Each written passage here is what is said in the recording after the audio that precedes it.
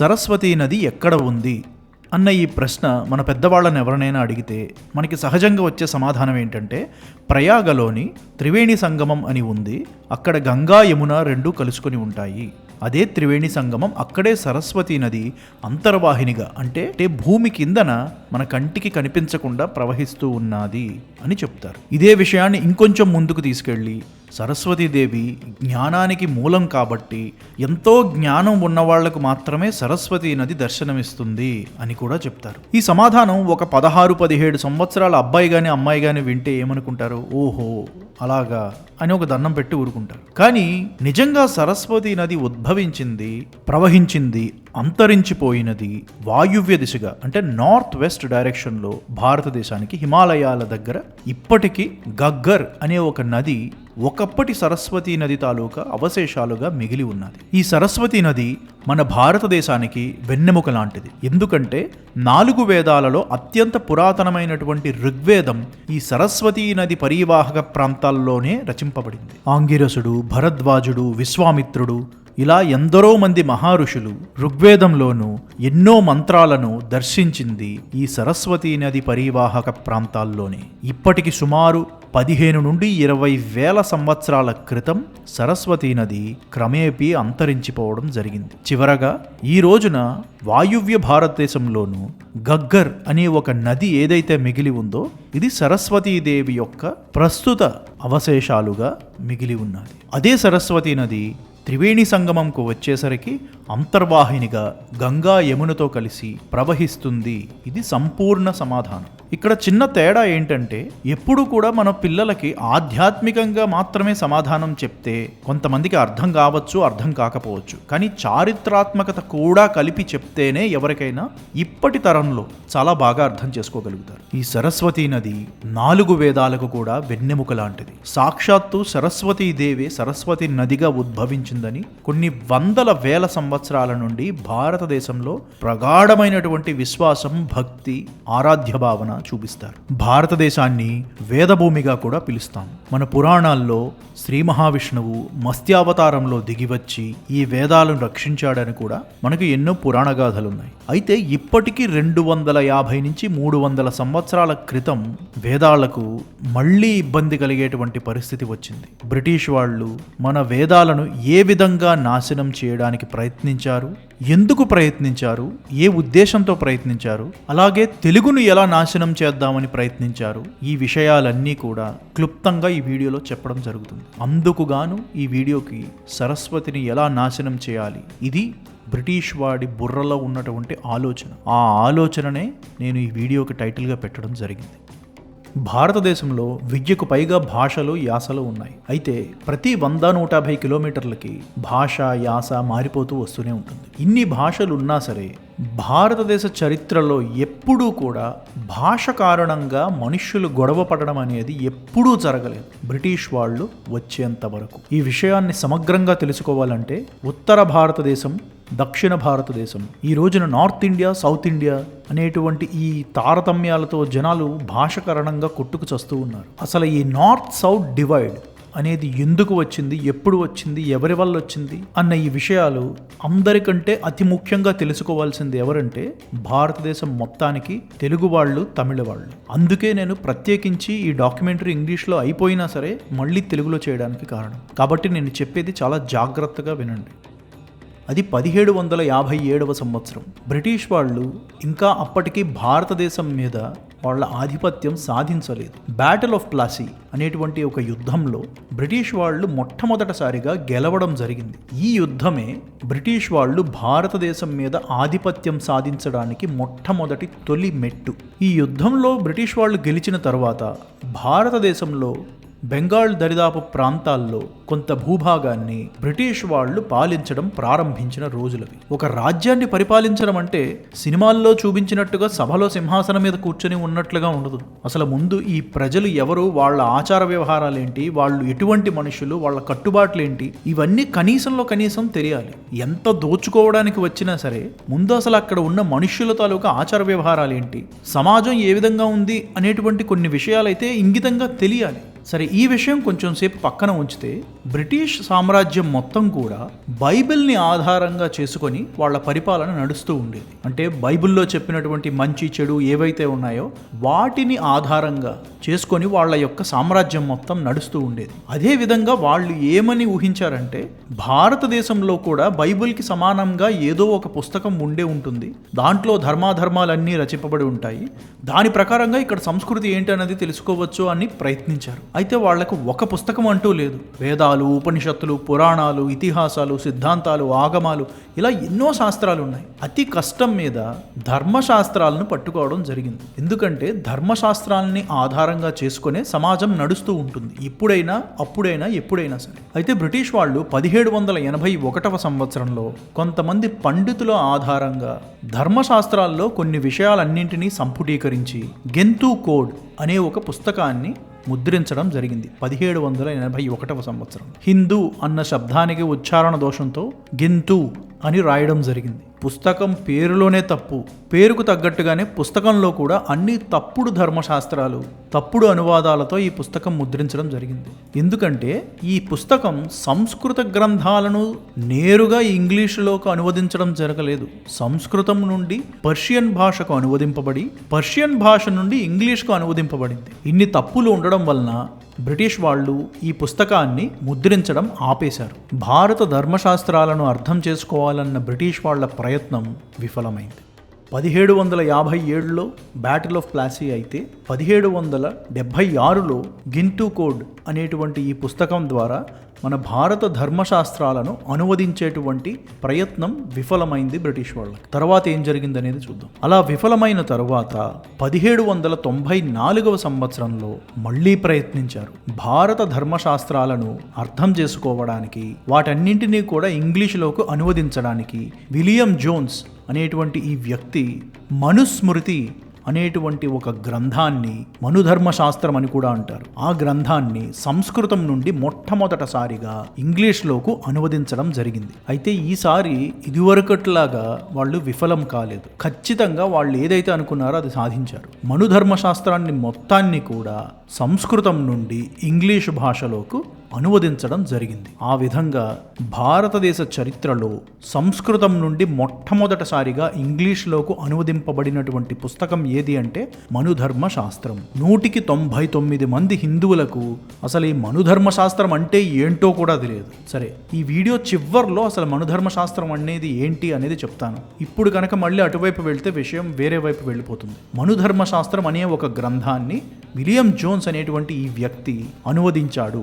అది మొట్టమొదటి విషయం. రెండవ విషయం ఏంటంటే ఈ విలియం జోన్స్ అనేటువంటి వ్యక్తి ఏమని చెప్పాడంటే సంస్కృత భాష యూరోపియన్ భాషలకు చాలా దగ్గరగా ఉంటుంది కాబట్టి Greek, Latin, French, German, Spanish ఇలా ఈ యూరోపియన్ భాషలకు సంస్కృతానికి ఏదో తెలియనటువంటి అతి దగ్గర సంబంధం ఉంది అని విలియం జోన్స్ అన్న ఈ వ్యక్తి ధృవీకరించాడు. ఇది చాలా ముఖ్యమైనటువంటి విషయం. ఈ యొక్క చిన్న విషయం కొన్ని కోట్ల మంది ప్రజల ప్రాణాలు పోయేలా చేసింది. అదేంటనేది కొంతసేపట్లో చెప్తాను. సరే, మళ్ళీ వెనక్కి వస్తే విలియం జోన్స్ అన్న ఈ వ్యక్తి మనుస్మృతిని సంస్కృతం నుండి ఇంగ్లీషులోకి అనువాదించాడు.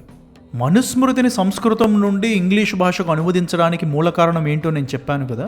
మనల్ని పరిపాలించాలంటే మన సంస్కృతి ఏంటో వాళ్ళకి అర్థం కావాలి. అలా ప్రారంభమైనటువంటి మనుస్మృతి అనువాదం తరువాత ఒక్కొక్కటిగాను వేదాలను, ఉపనిషత్తులను అన్నింటినీ కూడా సంస్కృతం నుండి ఇంగ్లీషు భాషలోకి మ్యాక్స్ మ్యూలర్ అనేటువంటి ఒక వ్యక్తి ఇంచుమించు ఇదే సమయంలో అనువదించడం జరుగుతూ వస్తుంది. ఇప్పటి వరకు కూడా ఈ అనువాదాలకు వెనుక ఉన్నటువంటి ఉద్దేశం ఏంటంటే భారతదేశాన్ని బానిసత్వంలోకి తీసుకోవడం. ఇక్కడ నుండి ఇప్పుడు మీరు చూసేటువంటి ఈ క్షణం నుండి కూడా ఉద్దేశం బానిసత్వం కాదు, క్రైస్తవాన్ని ఏ విధంగా భారతదేశంలో వ్యాప్తి చేయాలి అనేటువంటి ఈ ఉద్దేశంతో ఫ్రాన్సిస్ ఎలిస్ అనేటువంటి ఈ వ్యక్తి ఒక విషబీజాన్ని నాటడం ప్రారంభించాడు. ఈ రోజున మనం భాషల పరంగా కొట్టుకు చస్తున్నాం. నీ భాష గొప్పదా, నా భాష గొప్పదా అని. వాటన్నింటికి కూడా మొట్టమొదట విషపు విత్తనాన్ని నాటినటువంటి వ్యక్తి ఈ ఫ్రాన్సిస్ ఎలిస్. సంస్కృత భాష మన భారతీయ సంస్కృతికి వెన్నెముక లాంటిది. మన దగ్గర ఉన్నటువంటి శాస్త్రాలు, సిద్ధాంతాలు, వేదాంతాలు ఇవన్నీ కూడా సంస్కృత భాషలో రచింపబడి ఉంటాయి. అలాగని కేవలం సంస్కృత భాషే కాదు, ఎక్కడికక్కడ వాళ్ళ యొక్క ప్రాకృతిక భాషలు కూడా భారతదేశం అంతా మాట్లాడుతూ వస్తూ ఉండేవారు. కానీ సంస్కృత భాషకు ఒక ఉత్కృష్టమైనటువంటి స్థానం ఉంది. ఎప్పుడైతే సంస్కృత భాషకు నేను దూరం అయిపోతానో చాలా మటుకు భారతీయ సంస్కృతికి కూడా నేను దూరం అయిపోతాను. ఒకసారి అలా దూరమైన తరువాత వేరే మతంలోకి నన్ను తీసుకువెళ్ళడం చాలా సులువు. ఇందుకు గాను సంస్కృతానికి తెలుగుకి మధ్యన ఒక అడ్డుగోడ కట్టేటువంటి ప్రయత్నం చేశాడు ఈ ఫ్రాన్సిస్ ఎలిస్. 1849 సంవత్సరంలో ఏడీ క్యాంబెల్ అనేటువంటి ఒక వ్యక్తి, అలాగే ఈ ఫ్రాన్సిస్ వైట్ ఎలిస్ అనేటువంటి ఈ వ్యక్తి, వీళ్ళిద్దరూ కలిసి తెలుగు లాంగ్వేజ్ అనేటువంటి ఒక పుస్తకాన్ని రచించారు. తెలుగు వ్యాకరణం మీద ఇంగ్లీష్ వాళ్ళు పుస్తకాన్ని రాశారు. ఇంగ్లీష్ వాళ్ళు రాయకూడదా అంటే ఖచ్చితంగా రాయొచ్చు. కానీ రాసే ఉద్దేశం ఏంటి, రాసిన విషయం ఏంటి అనేది కూడా ముందు మనం తెలుసుకోవాలి కదా. ఆ పుస్తకం నుంచి ఒక పేజీని నేను ఇప్పుడు మీకు చూపిస్తున్నాను. రెడ్ లైన్స్తో అండర్లైన్ చేశాను కదా, అది పాజ్ చేసి ఒకసారి చదవండి. It has been very generally asserted and indeed believe that the Telugu has its origins in the language of Vedas and many of the most eminent oriental scholars has given their authority in support of this opinion. ఈయన ఏం చెప్తున్నాడంటే తెలుగు అనేటువంటి ఈ భాష తాలూకా మూలం సంస్కృతంలో ఉన్నది. ఎంతో మంది భాషా పండితులు ఇదే విషయాన్ని ధృవీకరించారు. ఇంతవరకు బాగానే ఉంది. ఇంకొంచెం ముందుకు వెళితే ఈయన ఏం చెప్తున్నాడంటే my conclusion is the contrary. అంటే ఈ భాషా పండితులందరూ చెప్తున్న విధంగా తెలుగు సంస్కృతం నుండి పుట్టినది కాదు, తెలుగు భాషకి సంస్కృతానికి సంబంధం లేదు అని ఈయన ధృవీకరించేస్తున్నాడు. అదే పుస్తకంలో ఇంకొంచెం ముందుకు వెళితే in common with every other tongue now spoken in India, modern Telugu abounds with Sanskrit words. Perhaps it has greater proportion of them than any other southern dialects. ఈయన ఏం చెప్తున్నాడంటే తెలుగు భాషలో సంస్కృత పదాలు విపరీతంగా ఉంటాయి. బహుశా అన్ని భాషలలో కంటే కూడా తెలుగులోనే సంస్కృత పదాలు ఎక్కువగా ఉన్నాయి అని చెప్పాడు. అంతవరకు బాగానే ఉంది. అయితే ఆయన ఏముంటాడంటే nevertheless there is reason to believe that the origin of the two languages is altogether distinct. సంస్కృతానికి తెలుగుకి సంబంధం లేదు అన్న విషయాన్ని చెప్పడానికి ఈయన యొక్క కేంద్ర బిందువు ఏంటంటే తెలుగు చూడ్డానికి గుండ్రంగా ఉంటుంది, సంస్కృతం దేవనాగరి లిపిలో ఉంటుంది. ఇందుకు గాను ఈ రెండు భాషలకు సంబంధం లేదు, వాటి యొక్క ఆవిర్భావం వేరువేరుగా జరిగింది అని ఈయన అంటున్నాడు. సరే, అది తప్ప నిజమా అన్న విషయం పక్కన పెట్టి ఇంకొంచెం ముందుకు వెళదాం. కిందన నేను రెడ్ లైన్ లో అండర్లైన్ చేశాను కదా, అది చదవండి. Telangana had borrowed the invention of a more civilized nation. Telangana అంటే తెలుగు, తెలుగు, తెలంగాణ ఇవన్నీ కూడా తెలుగుకు పేర్లే. అయితే Telangana had borrowed the invention of a more civilized nation. అంటే సంస్కృతం నుండి పదాలు తీసుకొచ్చి తెలుగులో వాడుకున్నారు కాబట్టి సంస్కృత భాష మాట్లాడే ప్రజలు తెలుగు వాళ్ళ కంటే కూడా ఎంతో నాగరికత చెందిన వాళ్ళు అని ఈయన ధృవీకరిస్తున్నాడు ఈ పుస్తకంలో. విషపు విత్తనానికి ప్రారంభం ఇదే. ఉత్తర భారతదేశం గొప్పవాళ్ళు, దక్షిణ భారతదేశం అణగదొక్కిన వాళ్ళు అనేటువంటి ఆ సిద్ధాంతానికి పునాదిరాయి వేస్తున్నాడు. సరిగ్గా అదే సమయంలో ఆర్యద్రావిడ సిద్ధాంతం, ఆర్యన్ ఇన్వేషన్ థియరీ అంటారు ఇంగ్లీష్లో, ఈ ఆర్యద్రావిడ సిద్ధాంతం కూడా ప్రాణం పోసుకుంటున్న రోజులవి. ఆర్యద్రావిడ సిద్ధాంతం గురించి క్లుప్తంగా చెప్పాలంటే విలియం జోన్స్ ఏమని చెప్పాడు? ఆయన సంస్కృతానికి యూరోపియన్ భాషలకు ఏదో సంబంధం ఉంది అని ఆయన ధృవీకరించాడు. ఆ విషయాన్ని తీసుకొని ఈ ఫ్రాన్సిస్ ఎలిస్, మ్యాక్స్ మ్యూలర్ ఇలా ఇంకొంతమంది ఏం చేశారంటే ఈ భారతదేశాన్ని కొన్ని వేల సంవత్సరాల క్రితం ఆర్యులు అనేటువంటి ఒక ఉన్నతమైనటువంటి జాతి ఉత్తరం నుంచి దండెత్తి వచ్చి ఇక్కడ ఉన్న ప్రజలను అణగదొక్కి దక్షిణం వైపుకు నెట్టేసింది. ఈ ఆర్యులే సంస్కృత భాషను, వేదాలను రచించారు. కేవలం ఇక్కడున్నటువంటి సామాన్య ప్రజలను అణగదొక్కడానికే వేదాలను రచించారు అనేటువంటి ఒక తప్పుడు సిద్ధాంతాన్ని రూపొందించారు. ఎందుకు అంటే వాళ్ళు ఏం చెప్పదలుచుకున్నారంటే కొన్ని వేల సంవత్సరాల క్రితం ఆర్యులు దండెత్తి వచ్చి భారతదేశాన్ని ఆక్రమించి పరిపాలించారు. ఆ ఆర్యుల యొక్క వారసులం మేమే, ఇప్పుడు మేము దండెత్తి వచ్చి మేము పరిపాలిస్తాం అనేటువంటి ఈ సిద్ధాంతాన్ని రూపొందించడం ద్వారా బ్రిటిష్ వాళ్ళు భారతదేశంపై పెత్తనం సాధించడానికి సులువైనటువంటి ఉపయోగపడేటువంటి ఒక సిద్ధాంతం ఆర్యద్రావిడ సిద్ధాంతం అనేది. ఇదే సిద్ధాంతాన్ని ఎత్తుకొని హిట్లర్ కొన్ని లక్షల కోట్ల మంది ప్రాణాలను తీశాడు. సరే, అదంతా వేరే చరిత్ర. ఇదే పుస్తకంలో ఇంకొంచెం త్వరగా ముందుకు వెళదాం. ఈయన ఇంకా ఏం చెప్తున్నాడంటే, the languages of south India, that is Telangana, Karnataka, Tamil, Malayalam, Sinhalese, while they have the same origin as those of the north, differ greatly from them in many other aspects. క్రమేపీ దక్షిణ భారతదేశంలో ఉన్న భాషలన్నింటినీ కూడా ఒక తాటికి కట్టడం ప్రారంభించాడు. అదేవిధంగా ఈ భాషలన్నింటికీ సంస్కృతానికి సంబంధం లేదు అన్న విషయాన్ని కూడా ధృవీకరిస్తున్నాడు. ఇదే పుస్తకంలో ఇంకొంచెం ముందుకు వెళితే ఈయన ఏమంటాడంటే, speaking the Telugu, Sudras use very few Sanskrit words. Among the superior class of Vaishyas and pretenders to the Raja caste, Sanskrit terms are used only in portion of their greater intimacy with Brahmins and their books. ఈయన ఏం చెప్తున్నాడంటే, సంస్కృతం అనేటువంటి ఈ భాష బ్రాహ్మణులది మాత్రమే. శూద్రులు చాలా తక్కువ సంస్కృత పదాలను మాట్లాడేవారు, ఎక్కువ తెలుగు మాట్లాడేవారు. అలాగే వైశ్యులు ఇంకొంచెం సంస్కృతం ఎక్కువ మాట్లాడేవారు, క్షత్రియులు మరింత ఎక్కువ సంస్కృతం మాట్లాడేవాళ్ళు, బ్రాహ్మణులు పూర్తిగా సంస్కృతంలో మాట్లాడేవాళ్ళు అని భాషకి కులానికి ఒక సంబంధం అంటగట్టడం ప్రారంభించాడు. ఇంగిత జ్ఞానం ఉన్న ఏ వ్యక్తికైనా సమాజంలోకి మనం వెళ్ళి మాట్లాడితే అవతల వ్యక్తి ఏ వర్ణానికి చెందినవాడో, ఏ కులానికి చెందినవాడో అని ఎవడు చూసుకొని మాట్లాడు కదా. మాట్లాడేటప్పుడు మామూలుగానే మాట్లాడతారు. అక్కడి నుండి ఒక 50 కిలోమీటర్ల అవతలకు వెళ్తే యాస మారచ్చు, కానీ భాష అదే ఉంటుంది. అలాగే ఒక ఊళ్ళో మాట్లాడేటప్పుడు అందరూ కూడా భాష యొక్క ఉచ్చారణలో హెచ్చు తగ్గులు ఉండొచ్చేమో, కానీ భాష అదే ఉంటుంది. అయితే ఇక్కడ మనం గమనించవలసినటువంటి విషయం ఏంటంటే, సంస్కృత భాషని, బ్రాహ్మణులను ఒక తాటికి కట్టడం ప్రారంభించాడు. ఇంకొంచెం వెనక్కి వెళ్ళి చూస్తే ఈయన ఏమంటున్నాడు, సంస్కృత భాషకి దక్షిణ భారతదేశానికి సంబంధం లేదు అని చెప్పి బ్రాహ్మణులను తీసుకువెళ్ళి సంస్కృత భాషతో కలిపి ఈ సంస్కృత భాషకి, బ్రాహ్మణులకు మరియు దక్షిణ భారతదేశానికి సంబంధం లేదు అని బ్రాహ్మణులను, సంస్కృత భాషని దక్షిణ భారతదేశానికి దూరం చేసే విధంగా ప్రణాళిక రచిస్తున్నాడు. ఇంకొంచెం ముందుకు వెళితే, Telugu will found to have its origin in a different source from that of Sanskrit, a source common to perhaps Telugu with superior dialects of Tamil and Karnataka. ఈయన ఏం చెప్తున్నాడంటే, సంస్కృతానికి తెలుగుకి సంబంధం లేదు, తెలుగుకి, తమిళకి, కర్ణాటక అంటే కన్నడ భాషకి, ఈ మూడింటికి కూడా సంబంధం ఉంది. ఈ విధంగా సంస్కృతాన్ని తెలుగు భాష నుండి దూరం చేయాలని ఫ్రాన్సిస్ ఎలిస్ చేసినటువంటి ప్రయత్నం ఫలించలేదు. ఎవ్వరూ నమ్మలేదు. ఎందుకు అనేది మీకే 2 నిమిషాల్లో అర్థమవుతుంది. ఒక చిన్న ఉదాహరణతో చెప్తాను. పంచరాత్ర సంహిత అనేటువంటిది ఒక వైష్ణవ గ్రంథం, తమిళంలో రచింపబడింది. అయితే తమిళ లిపి ఉపయోగించి సంస్కృతంలో రచింపబడింది. అందులో ఉన్నటువంటి ఈ శ్లోకాన్ని తీసుకుందాం ఉదాహరణకు. జ్ఞానానందమయం దేవం నిర్మల స్ఫటికాకృతిం ఆధారం సర్వ విద్యానాం హయగ్రీవం ఉపాస్మహే. శ్రీ మహావిష్ణు అవతారమైనటువంటి హయగ్రీవుని యొక్క స్తోత్రం సంస్కృత భాషలో ఉంది. ఇప్పుడు ఈ సంస్కృత శ్లోకాన్ని ఒక్కొక్క పదంగా విడగొట్టి ఆ పదానికి అనువాదం కాదు, కేవలం ఆ పదానికి సరిసమానమైనటువంటి తెలుగు పదం ఏదైతే ఉందో మనం తీసుకుంటే, ఇక్కడ నేను ఈ టేబుల్లో ఇచ్చాను చూడండి.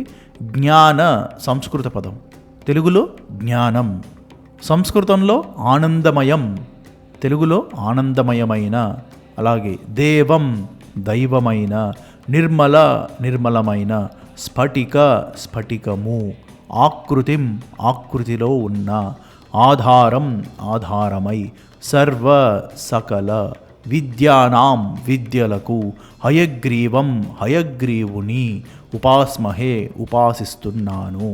అక్షరం అక్షరంతో సహా సంస్కృత భాష నుండి తెలుగు వచ్చింది. తెలుగులో ప్రాకృతం అంటే మాండలికం, అలా ఇక్కడ స్థానికంగా ఉన్నటువంటి ప్రాకృతం వేరే విధంగా విస్తరించి ఉండొచ్చు, కానీ మూలం అంతా కూడా తెలుగుకి సంస్కృతమే. సంస్కృతం లేని రోజున తెలుగు లేనే లేదు. అలాగే తెలుగు వాళ్ళు అయ్యుండి సంస్కృతం చచ్చిపోయింది అంటే గనక మనంత మూర్ఖులు ఇంకెవరు ఉండరు. కౌసల్య సుప్రజ రామ పూర్వ సంధ్యా ప్రవర్తతి ఉత్తిష్ట నరసాద్దూలాం కర్తవ్యం దైవమాహ్నికం. ఇది ఏ భాష అంటే మన తెలుగు వెంకటేశ్వర సుప్రభాతం అంటారు. తప్పు, అది సంస్కృతం. శ్రీరామాయణం నుండి ఒక శ్లోకం అది. తెలుగు సంస్కృతము తల్లి కూతుళ్ళు లాంటివి. ఆ రెండింటినీ వేరు చేద్దాం అనుకోవడం పరమ మూర్ఖత్వం. ఇందుకుగాను ఫ్రాన్సిస్ ఎలిస్ చేసినటువంటి ప్రయత్నం ఫలించలేదు. తెలుగుని సంస్కృతం నుండి వేరు చేద్దాం అనుకున్నాడు, కానీ ఈ ప్రయత్నంలో విఫలమయ్యాడు. మన అదృష్టవశాత్తు అని నేను ఎందుకన్నానో కొంతసేపట్లో మీకే అర్థమవుతుంది. మళ్ళీ మన టైం లైన్కి వస్తే కనుక 1849లో Telugu grammar study by A D Campbell. ఈ పుస్తకంలో separation of Telugu from Sanskrit attempted, Telugu భాషను సంస్కృతం నుండి దూరం చేయడానికి ఒక ప్రయత్నం జరిగింది 1849లో. అయితే చెప్పాను కదా, ఆ ప్రయత్నం విఫలమైంది. తరువాత ఏం జరిగింది అనేది చూద్దాం. 7 సంవత్సరాల తరువాత 1856వ సంవత్సరంలో రాబర్ట్ కాల్డ్వెల్ అనేటువంటి ఒక క్రిస్టియన్ మిషనరీ, ఈయన భారతదేశంలో, మన దక్షిణ భారతదేశంలో ఉన్నటువంటి తమిళ్, తెలుగు, కన్నడ, మలయాళం ఈ భాషల మీద పరిశోధన ప్రారంభించాడు. పరిశోధన అనే కంటే ప్రాపగాండా అంటే కరెక్ట్గా సరిపోతుంది. ఎందుకంటే రాబర్ట్ కాల్డ్వెల్ భారతదేశం వచ్చినటువంటి ముఖ్యమైన కారణం క్రిస్టియానిటీని భారతదేశంలో పెంచాలి. ఇది ఇతని ప్రథమ ఉద్దేశం. అందుకుగాను ఈయన రాబర్ట్ కాల్డ్వెల్ ఏం చేశాడంటే, ఫ్రాన్సిస్ ఎలిస్ ఏదైతే తెలుగుని సంస్కృతం నుండి దూరం చేయాలని ప్రయత్నించి విఫలమయ్యాడో అదే పద్ధతిని తమిళాన్ని సంస్కృతం నుండి దూరం చేయడం కోసం ఉపయోగించుకున్నాడు. ఈయన ఏం చేశాడంటే, తమిళ, తెలుగు, మలయాళ, కన్నడ ఈ భాషలన్నీ కూడా ద్రావిడ భాషలు. ఈ ద్రావిడులు అనేవాళ్ళు ఉత్తర భారతదేశంలో ఉన్నటువంటి ఆర్యులచే అణగదొక్కబడినటువంటి వాళ్ళు అన్న ఈ సిద్ధాంతాన్ని చాలా బలంగా నాటినటువంటి వ్యక్తి రాబర్ట్ కాల్డ్వెల్. అయితే తెలుగుతో సంస్కృతాన్ని వేరు చేయడం విఫలమైంది కాబట్టి ఈయన చాలా తెలివిగా ఏం చేశాడంటే, తెలుగుని పక్కన పెట్టి తమిళాన్ని మాత్రం సంస్కృతానికి వ్యతిరేకంగా తయారు చేసే ప్రయత్నం చేశాడు. ఇక్కడ మీరు చూస్తే నేను రెడ్ లైన్లో అండర్లైన్ చేశాను. ఆయన ఏదైతే ఈ పుస్తకం రాశాడో, comparative grammar of the Dravidian south Indian family of languages, ఈ పుస్తకంలో ఆయన ఏం రాశాడంటే, ఈ భాషలన్నీ కూడా ద్రావిడ భాషలు. మనుస్మృతి ఆధారంగా ఈ ద్రావిడులు అనేవాళ్ళు ఆర్యులచే అణగదొక్కబడినటువంటి వాళ్ళు అని ఈయన చేతికొచ్చింది నోటికొచ్చింది ఈ పుస్తకంలో రాసేశాడు. ఇదే పుస్తకంలో ఇంకొంచెం ముందుకు వెళితే 3 ముఖ్యమైన విషయాలు ఒక్కొక్కటి చెప్తాను, జాగ్రత్తగా వినండి. మొదట ఈయన ఏమన్నాడంటే, సంస్కృతం అనేది బ్రాహ్మణులకు సంబంధించినటువంటి ఒక భాష అని బ్రాహ్మణులను, సంస్కృతాన్ని ఒకే తాటికి కట్టడం ప్రారంభించాడు. తర్వాత రెండవ పని ఏం చేశాడంటే, రెండవ బాక్స్లో చూడండి, in Tamil on the contrary few Brahmans have written anything worthy of preservation. అంటే తమిళ భాషను పెంపొందించడానికి, తమిళ భాషను కాపాడడానికి బ్రాహ్మణులు ఎటువంటి వాంగ్మయము రాయలేదు, ఎటువంటి ప్రయత్నాలు చేయలేదు. అంటే బ్రాహ్మణులకు తమిళ భాషపై చిన్నచూపు, సంస్కృత భాష అంటే వాళ్లకు ఎంతో దగ్గర ఇష్టం అనేటువంటి ఒక నినాదాన్ని లేదా ఒక సిద్ధాంతాన్ని రూపొందించాడు. ఇంతకంటే పచ్చి అబద్ధం ఇంకొకటి ఉండదు. ఎందుకంటే 63 మంది నాయనార్లు, 11 మంది ఆళ్వార్లు, చారిత్రాత్మకంగా చోళులు, పల్లవులు, పాండ్యులు, ఇన్ని తరాలుగా వీళ్లకు వస్తున్నటువంటి ఈ సంపద ఏదైతే ఉందో, ఈ భాషా సంపద, తమిళ భాషా సంపద, ఇందులో చాలా మొత్తం బ్రాహ్మణులచే రచింపబడింది. మరి అయితే ఇంత పచ్చి అబద్ధాన్ని అక్కడ తమిళ ప్రజలు ఎలా నమ్మారు అన్న ప్రశ్న మనకు రావడం చాలా సహజం. అయితే బ్రాహ్మణులు అనగానే అందరూ కూడా ఉత్తమంగా, దైవికంగా, సాత్వికంగా, ఎటువంటి కుల వివక్ష లేకుండా అందరితో కలిసిమెలిసి ఉంటారు అనుకోవడం మూర్ఖత్వం. నేను the dark side of Brahman అనే ఇంగ్లీష్ డాక్యుమెంటరీలో 2500 సంవత్సరాల క్రితం నుండి కూడా ఉన్నటువంటి కుల వివక్ష ఏదైతే ఉందో దానికి బ్రాహ్మణులు ఏ విధంగా బాధ్యత వహించాలో చాలా స్పష్టంగా చెప్పాను. మీకు ఇంగ్లీష్ అర్థమైతే ఆ డాక్యుమెంటరీ చూడండి. అయితే ఈ విషయానికి వస్తే, తమిళ వాళ్ళు ఈ రాబర్ట్ కాల్డ్వెల్ రాసినటువంటి ఈ సిద్ధాంతాన్ని ఎందుకు నమ్మారు అంటే, ఇక్కడ తమిళ బ్రాహ్మణులు చాలా మటుకు అక్కడ ఉన్నటువంటి తక్కువ జాతి లేదా తక్కువ కులం, నాకు ఆ మాట అనడం ఇష్టం లేదు కానీ చెప్పక తప్పదు కాబట్టి చెప్తున్నాను, తక్కువ జాతి లేదా తక్కువ కులం వాళ్లను హీనంగా చూడడం వల్ల వీళ్ళు విసిగి వేసారిపోయి, ఎప్పుడైతే ఈ రాబర్ట్ కాల్డ్వెల్ అన్న వ్యక్తి బ్రాహ్మణులు మిమ్మల్ని అణగదొక్కడానికే వచ్చారు అనేటువంటి ఈ సిద్ధాంతాన్ని తీసుకున్నాడో, కొంతమంది తమిళులు దీనిని బాగా వెంటనే అందుకున్నారు. ఆ విషయం కొంచెం సేపట్లో మీకు చాలా వివరంగా చెప్తాను. అయితే ఇప్పుడు 3వ బాక్స్లో చూస్తే కనుక, Tamil can readily dispense with the greater part or the whole of its Sanskrit and by dispensing it rises to a purer and more refined style. అంటే తమిళ భాష పూర్తిగా సంస్కృతాన్ని వదిలేస్తే ఇప్పుడు ఉన్నటువంటి తమిళం కంటే మరింత స్వచ్ఛమైనటువంటి తమిళ్ పైకి వస్తుంది అని ఈయన ఒక నినాదం చేశాడు. రాబర్ట్ కాల్డ్వెల్ వేసినటువంటి ఈ బీజమే తమిళులలో అది భాషాభిమానంగా, ఒక స్థాయిలో భాష అహంకారంగా కూడా రూపాంతరం చెందింది. రాబర్ట్ కాల్డ్వెల్ ఇదంతా ఎందుకు చేశాడంటే, తమిళ భాషను సంస్కృతం నుండి దూరం చేయడం ద్వారా సంస్కృత భాష ఇచ్చేటువంటి గొప్ప శక్తి ఏంటంటే, మన భారత హిందూ ధర్మ వాంగ్మయం ఏదైతే ఉందో వాటి నుండి వచ్చేటువంటి ధార్మిక విలువలన్నీ కూడా ప్రజలకు అందకుండా పోతాయి. సరిగ్గా అప్పుడు క్రిస్టియానిటీని పెంపొందించడానికి మార్గం ఎంతో సులువవుతుంది. అది అసలు ఉద్దేశం. ఇవి నా మాటలు కాదు.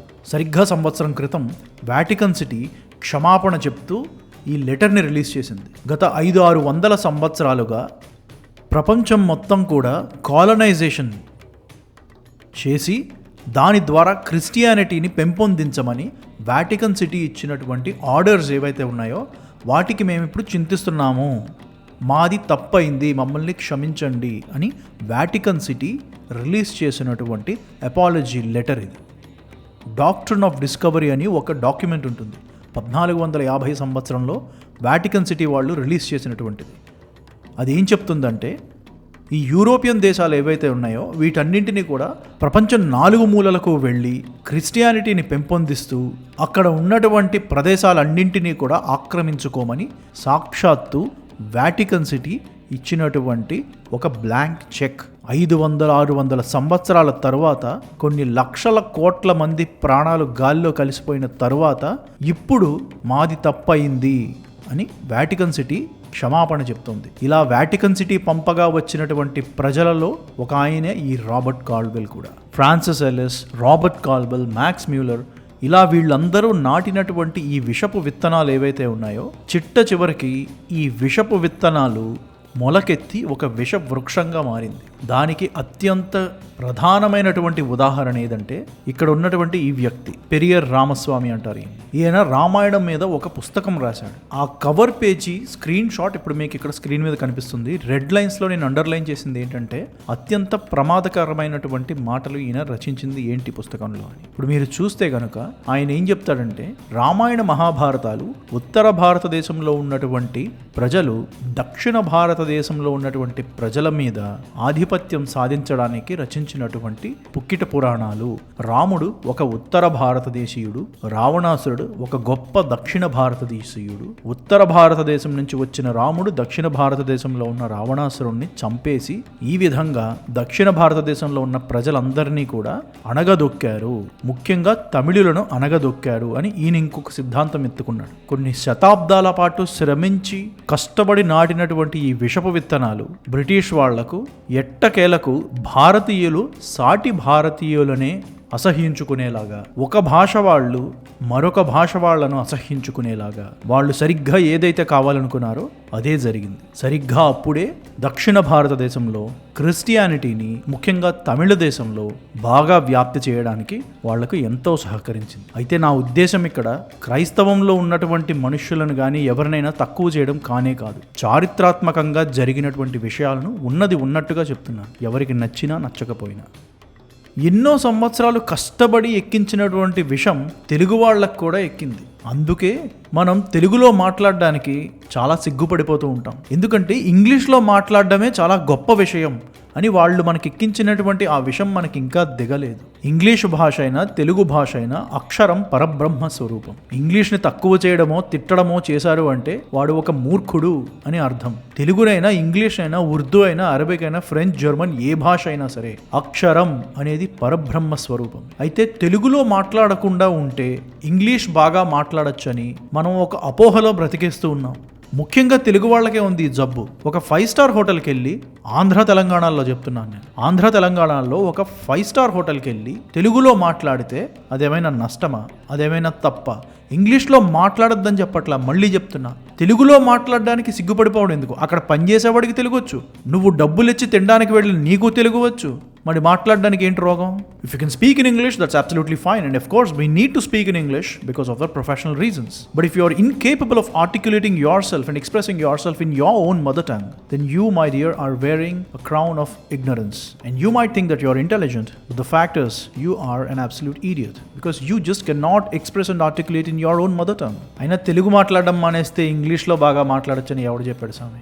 ఈ విధంగా సరస్వతిని ఎలా నాశనం చేయొచ్చు అని బ్రిటిష్ వాళ్ళు చేసినటువంటి ఎన్నో ప్రయత్నాల్లో ఒక చిన్న ప్రయత్నం మీతో నేను ఇప్పుడు పంచుకోవడం జరిగింది. అయితే ఈ వీడియోని ఇలా నెగిటివ్గా ఎందుకు ఎండ్ చేయాలి?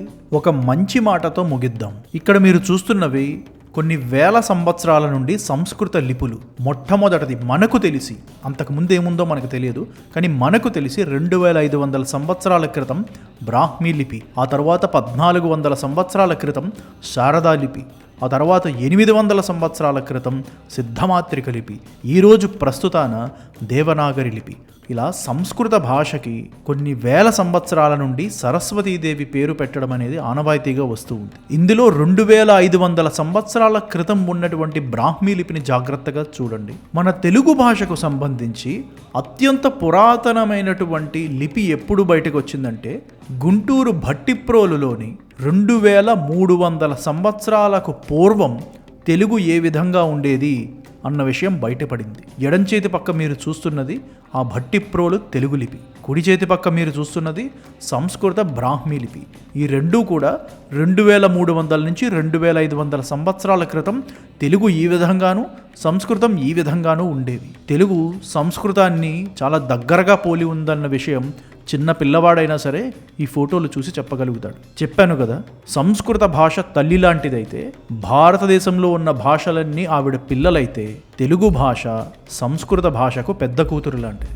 అందరూ తప్పకుండా ఇంగ్లీష్ నేర్చుకోవాలి, హిందీ నేర్చుకోవాలి, వీలైతే ఒక 2-3 యూరోపియన్ లాంగ్వేజెస్ కూడా నేర్చుకోవాలి.